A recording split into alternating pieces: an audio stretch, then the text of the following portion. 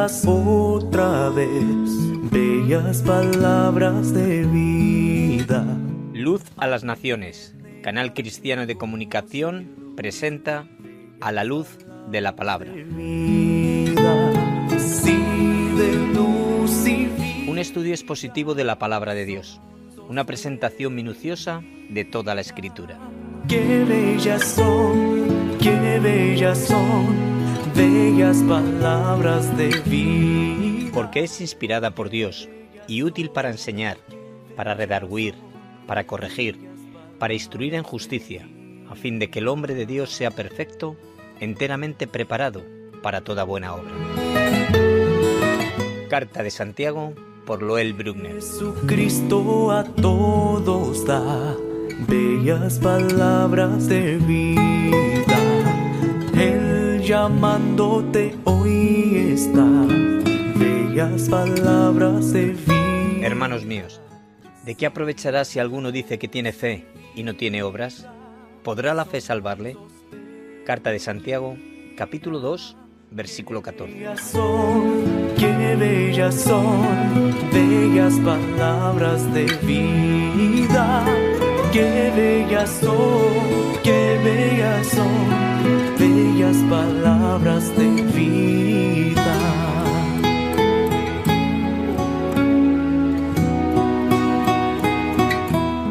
Cada cristiano debe estar afirmado en la verdad de que Dios no obra corrigiendo o mejorando las capacidades naturales, sino dando un nuevo poder celestial y sobrenatural. Y la manera de conseguirlo es solamente pidiéndoselo a Él. Esta es la verdad, no solamente sobre la sabiduría, sino sobre todas las virtudes cristianas. Sospecho que la falta de oración en muchas personas e iglesias se debe a un mal entendimiento de este asunto. Es decir, creer que las virtudes cristianas pueden proceder de otra fuente aparte de Dios. Permítame presentar esta doctrina brevemente, mencionando dos versículos claves. El primero es Gálatas 2:20. Con Cristo estoy juntamente crucificado y ya no vivo yo, mas vive Cristo en mí. Y lo que ahora vivo en la carne, vivo en la fe del Hijo de Dios, el cual me amó y se entregó a sí mismo por mí. El segundo versículo es Colosenses 1:27, a quienes Dios quiso dar a conocer las riquezas de la gloria de este misterio entre los gentiles, que es Cristo en nosotros, la esperanza de gloria. Lee cuidadosamente estos dos versículos para poder ver lo que Pablo quiere enseñar al creyente. Propone que tanto su vida como la de ellos va hacia la crucifixión y, en su lugar, Cristo tiene que entrar a vivir en ellos. Vivimos por su vida resucitada. La versión Reina Valera 1960 traduce bien el versículo al usar la frase preposicional del Hijo de Dios. Y la Biblia de las Américas se equivoca al decir en el Hijo de Dios. ¿Ve la diferencia? Del Hijo de Dios y en el Hijo de Dios. La fe es del Hijo de Dios. Pablo ya no vive por la fe humana, sino por la fe que proviene de Dios. recuerda que cuando los discípulos pidieron a Jesús, aumentanos la fe, en Lucas 17:5, pensando que les hacía falta más fe, pero el Señor les corrigió. Él habló de una fe muy pequeña, como el grano de mostaza. Lo que necesitaban no era más fe, sino una fe diferente. No la fe humana, sino la fe dada por Dios. En el versículo de Colosenses hay un misterio que Pablo revela entre los gentiles, y es que la vida de Cristo en nosotros, no los gentiles, es nuestra esperanza de gloria. Vamos a ver lo que el apóstol Juan nos enseña en su primera carta. El testimonio es este, dice Juan, capítulo 5, versículo 11, primero de Juan. El testimonio es este, que Dios nos ha dado vida eterna y esta vida está en su Hijo. Dios no nos da vida aparte de su Hijo. Después, en el siguiente versículo añade, el que tiene al Hijo tiene la vida. Y el que no tiene el Hijo de Dios no tiene la vida. Está totalmente de acuerdo con Gálatas 2:20. Ya no vivo yo, sino que Cristo vive en mí. Porque si tenemos a Cristo habitando en nosotros, su vida, que es eterna, es nuestra. Porque Él vive en nosotros, nosotros podemos vivir por la fe divina y no por nuestra fe humana. Muy buenas tardes, amigo oyente. La vida cristiana no es la vida humana normal. El cristiano renacido es lo que Isaías en capítulo 8 y versículo 18 y Zacarías en capítulo 3 versículo 8.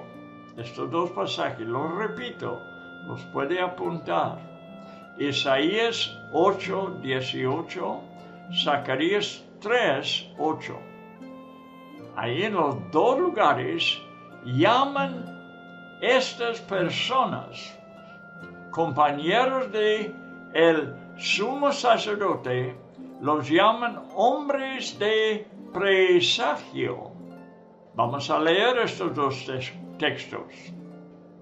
Isaías 8, 18.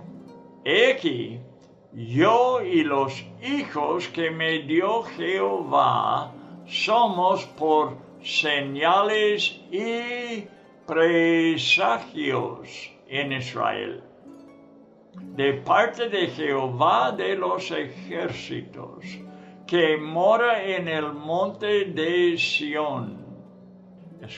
Ahora, Zacarías 3:8. Escucha ahora, y voy a decir que estoy leyendo aquí de la Biblia de las Américas. Dice, escucha ahora, Josué, sumo sacerdote, tú y tus compañeros que se sientan ante ti, que son hombres de presagio. Pues aquí yo voy a traer a mi siervo el rey nuevo.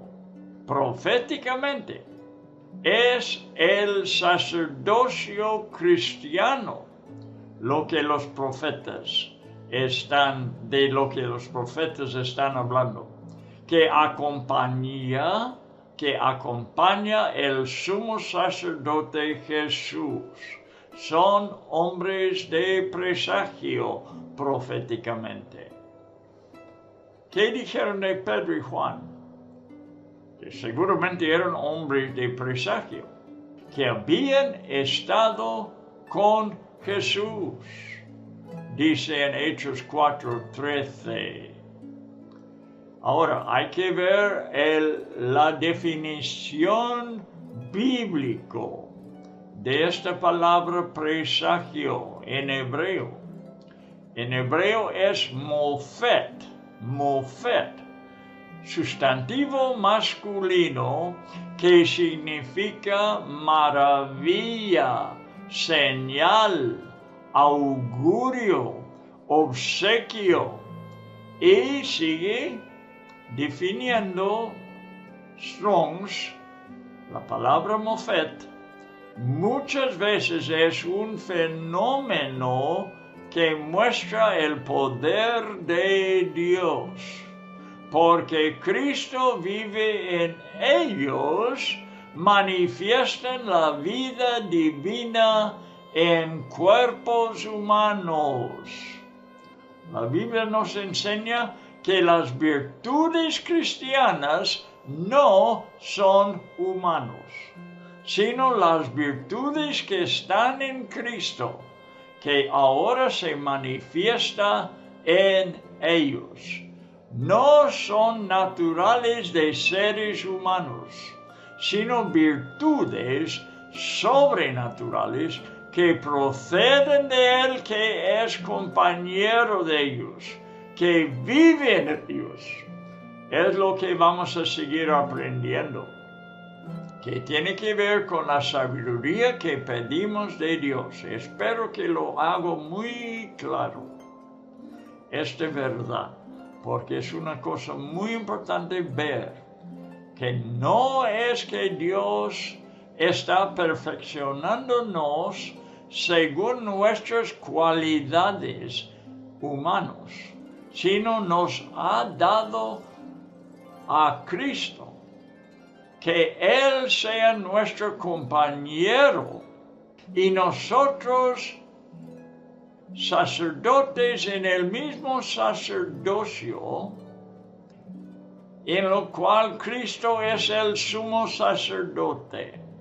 Y lo que tenemos en nosotros, lo que nos hace hombres y mujeres de presagio, sea maravillas, sea todo lo que hemos visto aquí en Strong's, sea maravilla, señal, augurio, obsequio, que muestra el poder de Dios.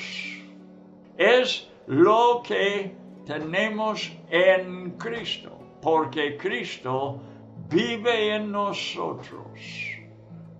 Por eso, el cristiano es hombre o mujer que es una maravilla. En Juan 14:20, Jesús afirma: yo estoy en el Padre y vosotros en mí. Está diciendo a sus discípulos: yo estoy en mi Padre y vosotros en mí y yo en vosotros. Por eso, el versículo que precede es verdad. ¿Qué es el versículo?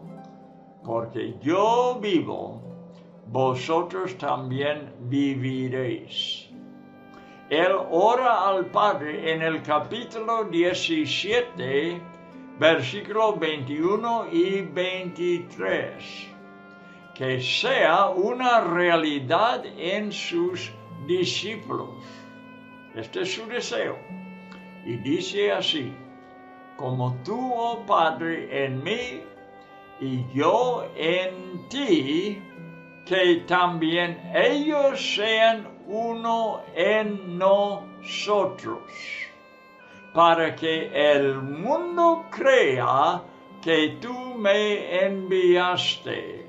Y en versículo 23 dice: yo en ellos y tú en mí, para que el mundo crea que tú me enviaste. ¿Qué tiene que ver con el mundo creyendo y Cristo en nosotros? continúa enseñando a sus discípulos que las virtudes estarán en ellos.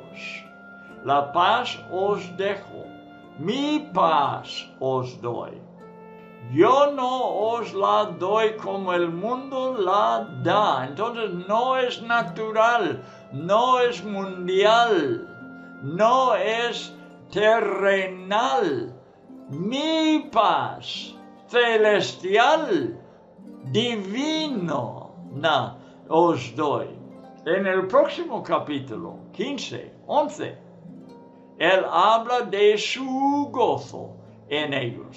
Estas cosas os he hablado para que mi gozo esté en vosotros y así vuestro gozo sea cumplido. Su gozo se hace nuestro gozo. En Juan 17, versículo 13, Jesús también ora al Padre acerca de otorgarles el gozo divino, para que tengan mi gozo cumplido en sí mismos. La virtud divina más grande en el creyente es el amor de Dios.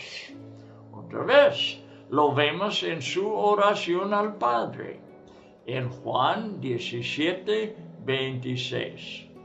Y les he dado a conocer tu nombre, y lo daré a conocer aún, para que el amor con que me has amado esté en ellos y yo en ellos. En la Biblia, el nombre de una persona caracterizaba quién era, y dar a conocer su nombre, el nombre del Padre, significa que Él les revela el carácter de su Padre. Jesús demostró a sus discípulos que Dios se caracterizaba por el amor. El apóstol Juan lo captó y escribió: el que no ama no ha conocido a Dios, porque Dios es amor. Primero de Juan 4, 8. En Juan 15, versículos 9 y 10, Jesús enseñó a sus discípulos que el amor cristiano no es un amor humano, demostrándonos que su obra no consiste en mejorar el amor natural, sino en darnos su amor a nosotros.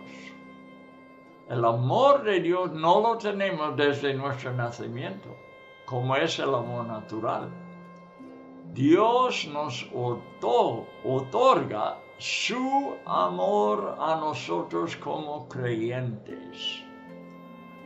Como el Padre me ha amado, así también yo os he amado.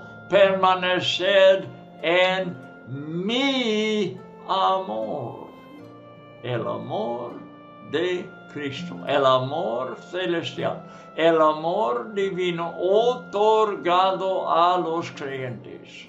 Si guardaréis mis mandamientos, permaneceréis en mi amor.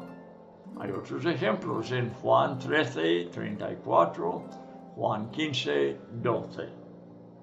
La gran doctrina del amor divino frente al amor humano presentada en la conversación entre Jesús y Pedro y claramente demostrada en el lenguaje griego en Juan 21, 15 hasta 17.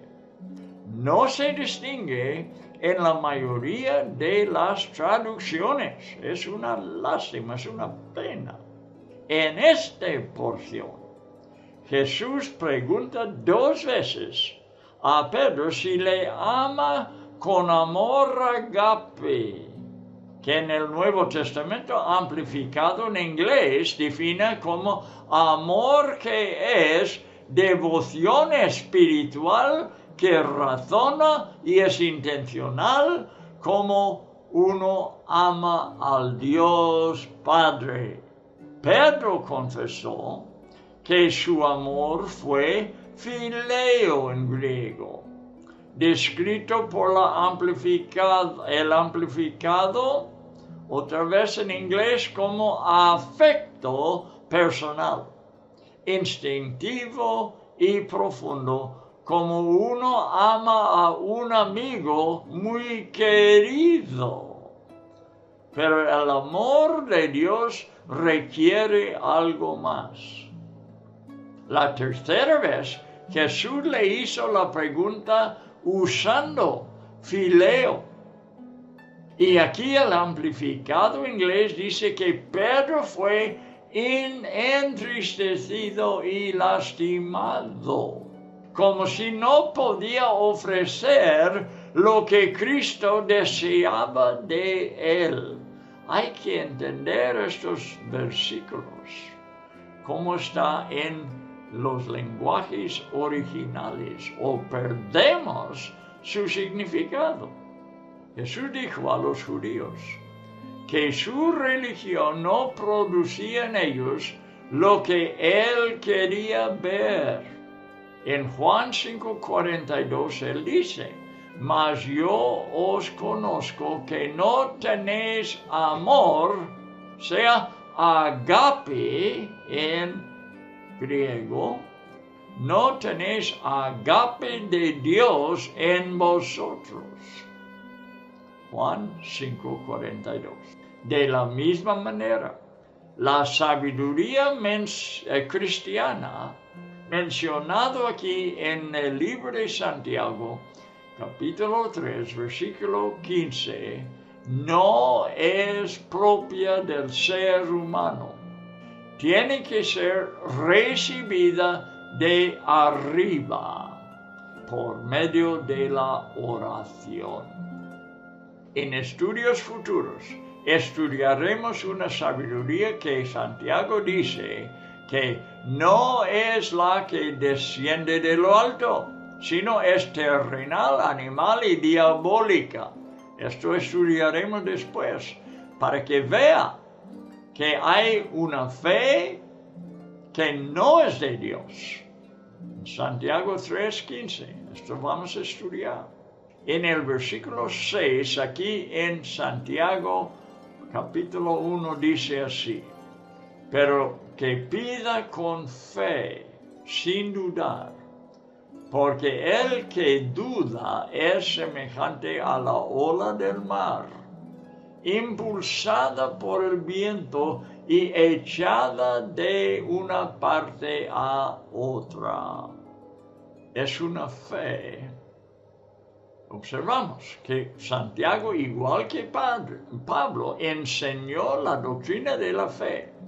Lo hace en este versículo, que pida con fe, porque el que duda es semejante a la ola del mar, igual que lo enseñó Pablo sobre la fe, asegurando que Dios dará la sabiduría a todos abundantemente.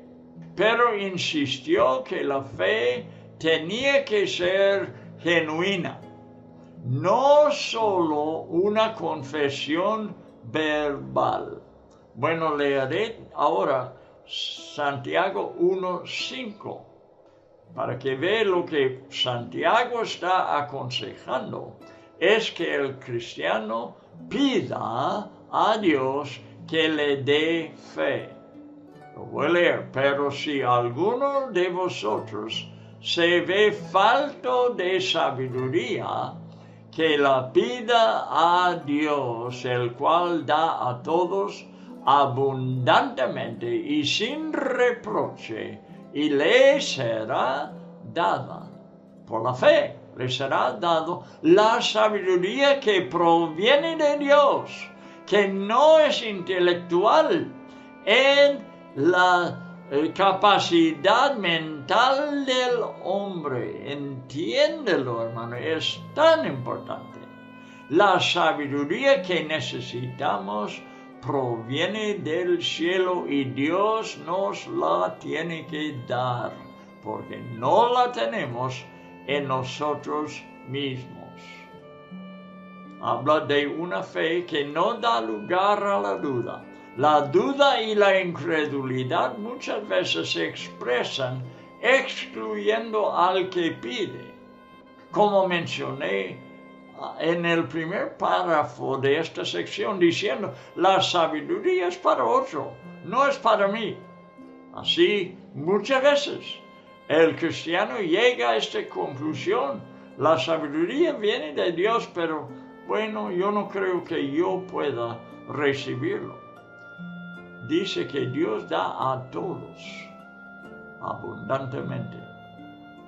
El mar es una buena analogía para el comportamiento de la duda. Olas que se levantan y caen, llevados por el viento, la paradigma de la inestabilidad. El Espíritu en una ocasión dijo a Pedro, no dudas en ir con ellos, no dudes en ir con ellos. Hechos 10:20. Cuando vinieron a buscarle 3 hombres gentiles, y le mandó entrar en la casa de un gentil y hablar con él y con los que estaban reunidos con él. Los judíos no permitían tales acciones y Pedro es judío. Cumplirlo fue un gran acto de fe de parte de Pedro, que abrió el evangelio a los no judíos. En los evangelios, el Señor nos anima fuertemente a actuar por fe. Pedid, dice, y se os dará. Buscad y hallaréis. Llamad y se os abrirá. Porque todo aquel que pide, recibe, etc. Mateo 7, versículos 7 y 8. Anota algo que es muy importante. Jesús enseñó que todo aquel está incluido. El Espíritu y la esposa dicen lo mismo en Apocalipsis. Dicen, ven. Y el que oye, diga, ven. Y el que tiene sed, venga. Y el que quiera, toma del agua de la vida gratuitamente. Apocalipsis 22, 17. El que pide, recibe. Todo aquel que pide, recibe. Entonces tú y yo no somos excepciones. La regla es para todos. Todo aquel que pide, recibe. Y Dios contestará la oración. Es garantizado aquí en Santiago. En Mateo 7, Cristo continúa demostrando la superioridad de la bondad del Padre en el cielo con los padres terrenales que son imperfectos. Concluye. Cuanto más, si los padres pueden dar a sus hijos lo necesario, cuanto más vuestro Padre que está en los cielos dará buenas cosas a los que le pidan. Mateo 7:11. El versículo 7 declara que el hombre arrastrado por olas y vientos de incredulidad no puede esperar cosa alguna del cielo. Dios requiere una sola cosa de nosotros, que nos acerquemos en fe a su trono. Entramos en la vida de salvación por fe. Y por medio de ella vivimos durante toda nuestra vida cristiana. Por otro lado, sin fe, dice Hebreos 11:6, sin fe es imposible agradar a Dios, porque es necesario que el que se acerca a Dios cree que le hay y que es galardonador de los que le buscan. No hay otra manera de ver a Dios contestar la oración. Tiene que ser por fe. En palabra griega, la palabra es dipsuchos, que aparece aquí en el versículo 8, en el capítulo 4:8 y en ningún otro lugar de la Biblia. Creo que si dividimos esta palabra en dos partes, no tendrás ningún problema en discernir su significado literal. Las dos partes de la palabra griega es di y suchos, con P, P-S-U-C-H-O-S. Di significa dos, y suchos, con P, es la palabra de la cual derivamos psicología, que quiere decir el estudio del alma.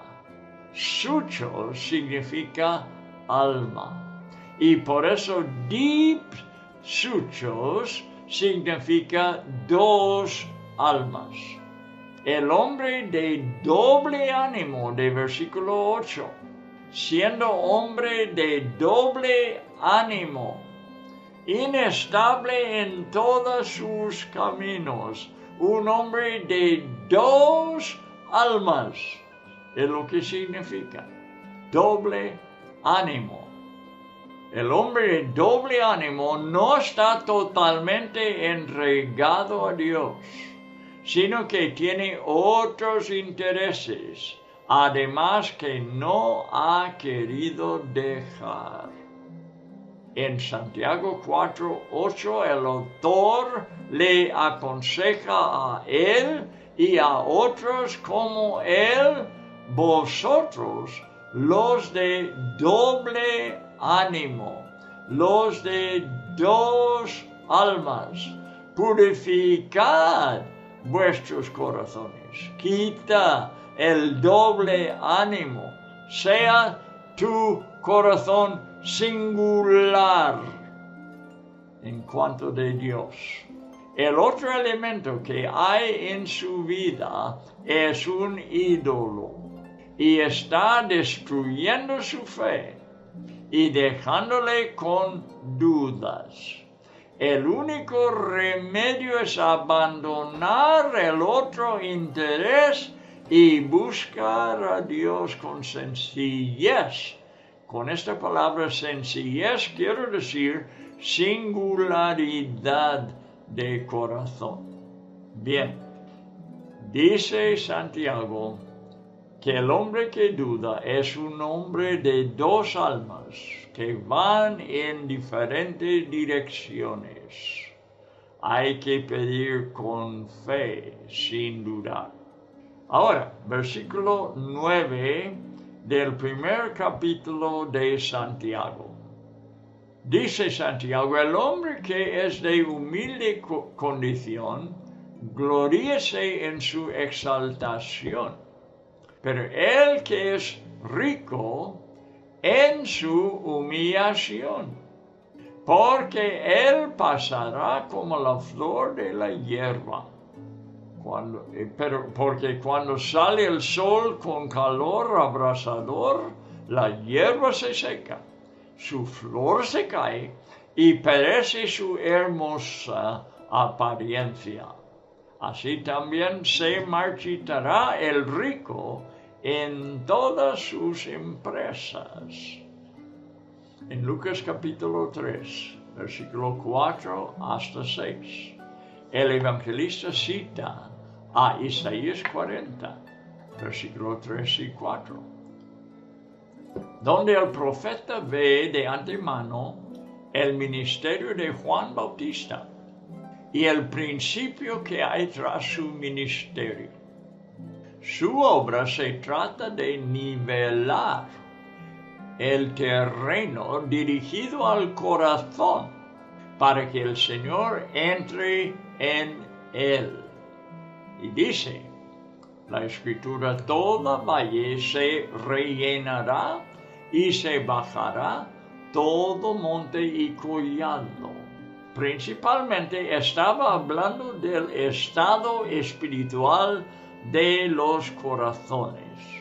Juan estaba involucrado en el ministerio del arrepentimiento, por el cual se tenían que allanar los montes y collados del orgullo en el corazón antes de poder levantar los valles de incredulidad con fe.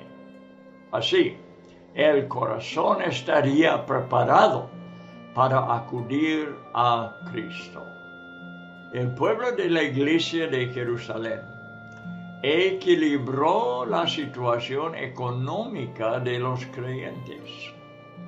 Hechos 2, 44 y 45.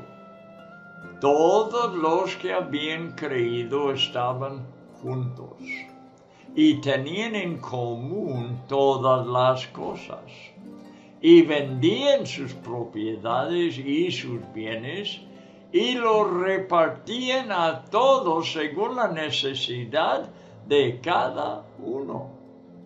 También tenía que hablar un aprecio equitativo por el rico y por el pobre.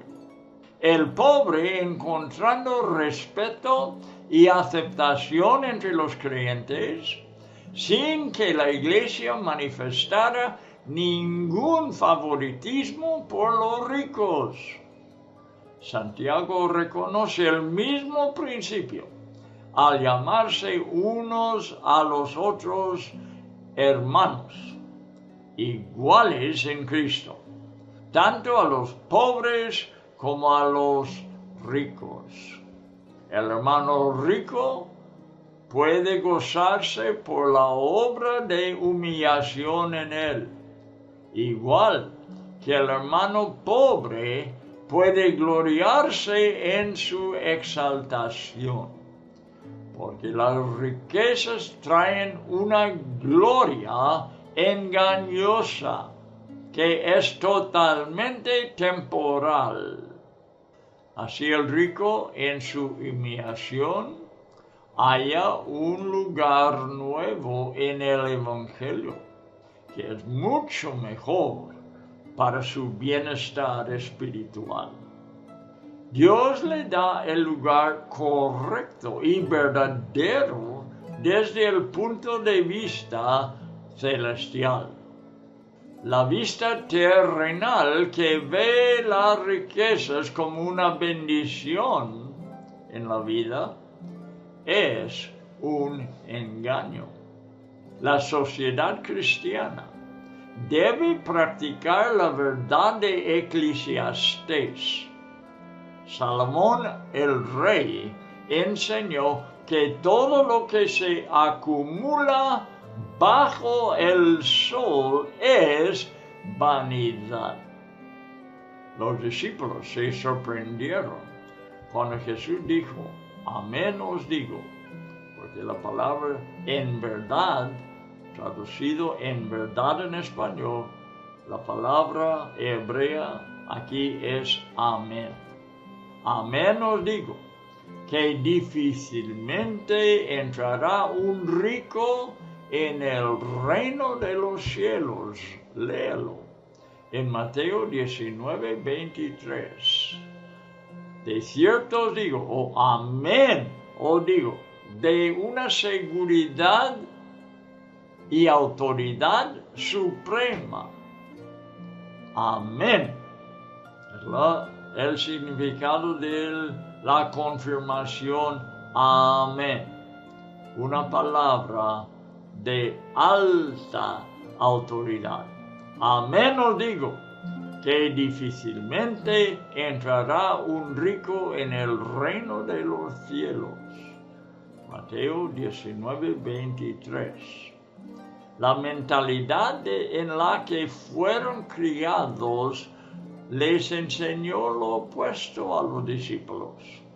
Santiago dijo que cuando el rico se humilla, debe regocijarse por haber sido salvado del sistema del mundo y poder apreciar una posición nueva entre sus hermanos en la iglesia, perdiendo cualquier favoritismo debido a sus riquezas.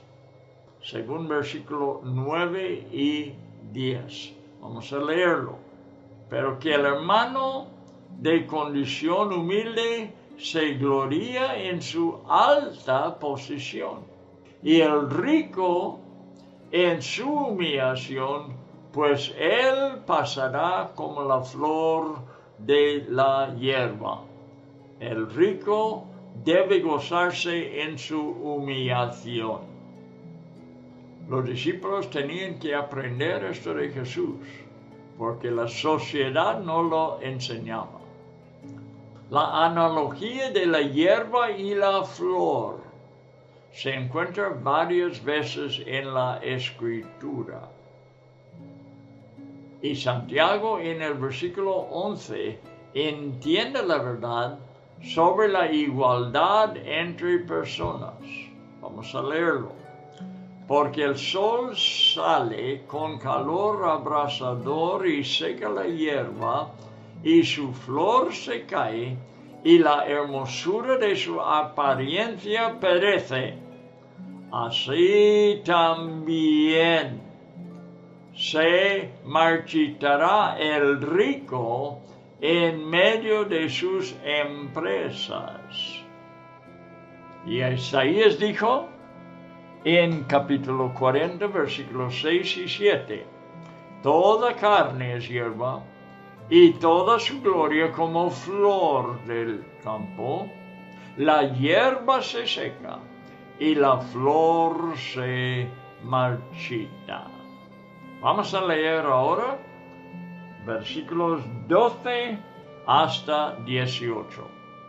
Cuando estamos leyendo la palabra de Dios, estamos haciendo lo mejor que podemos, porque es la palabra pura del Señor. No es mezclada con pensamientos humanos. Así que presta la atención para que la voz del Espíritu Santo perfectamente proceda de esta palabra a tu corazón. Los comentarios están bien, los apreciamos cuando lo escuchamos, pero cuando estamos leyendo la Escritura, estamos leyendo la verdad pura, sin mezclarlo con pensamientos humanos. Así que prestamos y debemos prestar suma atención a la Escritura, la palabra de Dios. Versículo 12, Santiago capítulo 1. Bienaventurado el hombre que soporta la tentación, porque cuando haya resistido la prueba, recibirá la corona de vida que Dios ha prometido a los que le aman. Cuando alguno es tentado, no diga que es tentado de parte de Dios, porque Dios no puede ser tentado por el mal, ni Él tienta a nadie, sino que cada uno es tentado cuando de su propia concupiscencia es atraído y seducido. Entonces la concupiscencia, después que ha concebido, da a luz el pecado. y el pecado siendo consumado da a luz la muerte. Amados hermanos míos, no erráis.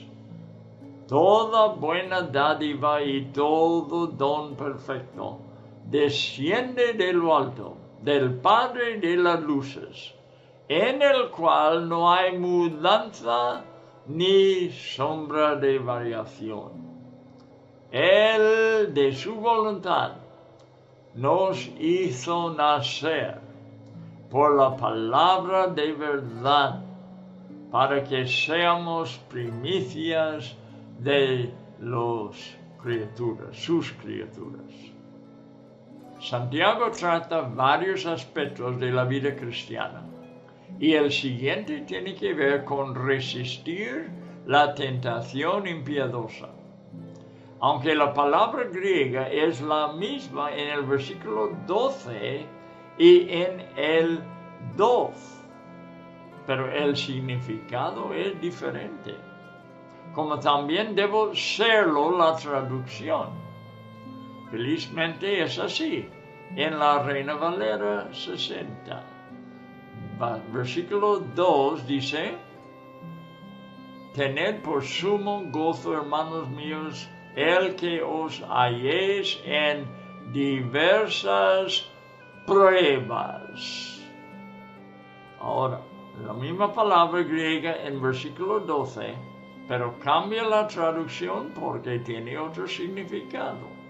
Bienaventurado el varón que soporta, aquí se cambia, la tentación, no la prueba, la tentación. Porque cuando haya resistido la prueba, recibirá la corona de vida que Dios ha prometido a los que le aman. El significado es diferente. Felizmente es así, lo hemos leído. Pruebas en versículo 2, tentación en versículo 12.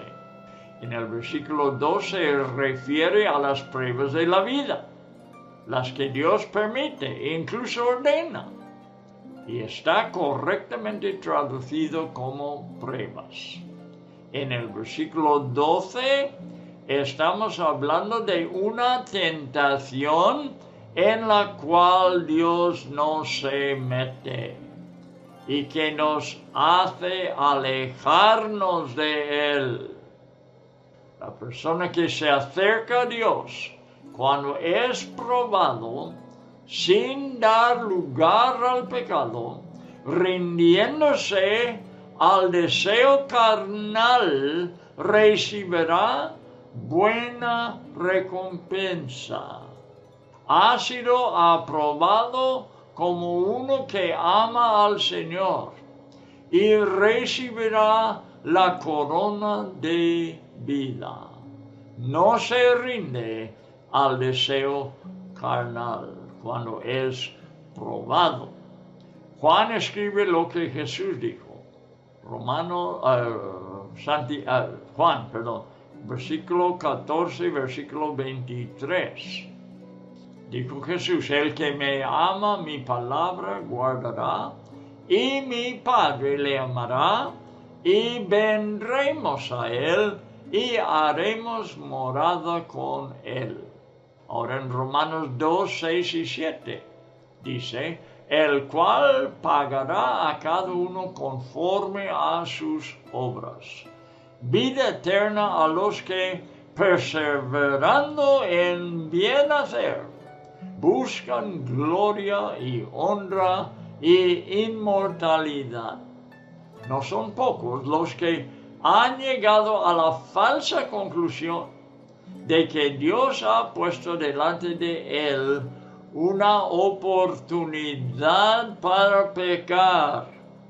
No diga que es tentado de parte de Dios, dice Santiago.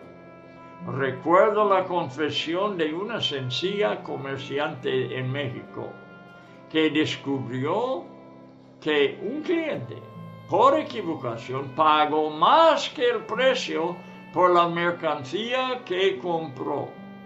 ¿Qué hace ella? Ella dio gracias a Dios. pensando que él había provocado el error. Es falso, era falso la conclusión. Recuerdo también otro ejemplo de alguien que necesitaba $200. Encontró un bolso y mirando adentro buscó el nombre de la dueña para devolverla y encontró $200. Puede ser que Dios estaba supliendo su necesidad. Falso, otra vez. No, Dios no tienta. El principio que hallamos en el versículo 14 se aplica a los casos que he contado. Vamos a leerlo. Sino que cada uno es tentado cuando de su propia concupiscencia es atraído y seducido. Es de lo que pasa cada vez. Las personas que dan lugar a sus deseos han iniciado una sucesión espiritual que va incrementándose según Santiago. Escucha otra vez. La primera cosa, cada uno es tentado cuando de su propia concupiscencia es atraído y seducido. 2. El segundo paso en esta sucesión, la concupiscencia, después que ha concebido, da a luz el pecado. ¿Ves cómo lo estás haciendo comparación con la concepción y dar luz natural? La concupiscencia, cuando es concebido, al final da a luz el pecado. Y la tercera cosa, el tercer paso en la sucesión espiritual, el pecado siendo consumado, llegando a dar luz, en otras palabras, como la concupiscencia, da a luz la muerte. Entonces, al ser tentado, dar lugar a su propia concupiscencia, la persona es seducido. Este es el resultado de dar lugar a la tentación. El segundo paso, la concupiscencia es concebido. Si lo deja concebir en uno, va a dar luz al pecado. Y el pecado, una vez que llega a su cumplimiento, da a luz la muerte, dice Santiago. Esta es la enseñanza, la sucesión de la maldad en el corazón del que es tentado. Observa que es una escala descendiente. Primero la concepción, después el nacimiento, luego un desarrollo llevado a cabo, la consumación, y finalmente la muerte. Cuando uno da lugar al deseo, se produce una concepción y con el tiempo un nacimiento. Bueno, esta es la lección para hoy que nos da el apóstol Santiago. Buenas cosas aquí para nosotros, verdades para la vida cristiana. Da caso a estas cosas el discípulo y será y vivirá una vida de bendición. Y esto es lo que queremos para los oyentes, que al vivir la vida cristiana como se debe, reciba mucha bendición de parte de Dios. Con eso concluimos el estudio de hoy. Espero que esté en el siguiente estudio. Hasta entonces.